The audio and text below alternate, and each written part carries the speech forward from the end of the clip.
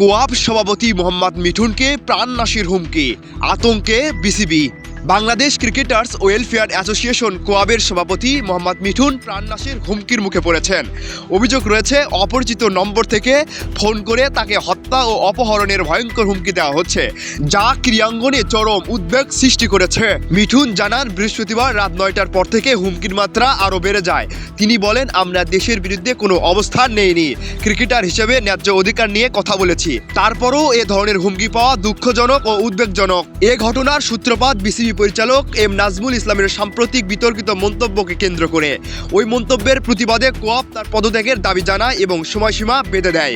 নির্ধারিত সময়ের মধ্যে পদত্যাগ না করায় ক্রিকেটাররা বিপিএল ম্যাচ বয়কট করেন। পরবর্তীতে বিসিবির জরুরি অনলাইন সভায় নাজমুল ইসলামের পরিচালক পদ বহাল রাখা হলেও তাকে অর্থ কমিটির চেয়ারম্যানের দায়িত্ব থেকে অব্যাহতি দেওয়া হয়। এরপর পরিস্থিতি সামাল দিতে বিসিবি কর্মকর্তা, ফ্র্যাঞ্চাইজি প্রতিনিধি ও ক্রিকেটারের সঙ্গে ধারাবাহিক বৈঠকের মাধ্যমে বিপিএলের পুনরায় শুরুর সিদ্ধান্ত নেয়। তবে কোয়াব সভাপতিকে ঘিরে পাওয়া প্রাণনাশের হুমকি বাংলাদেশ ক্রিকেটের নিরাপত্তা, মত প্রকাশের স্বাধীনতা নিয়ে নতুন করে প্রশ্ন তুলেছে। News desk, crick Bangla.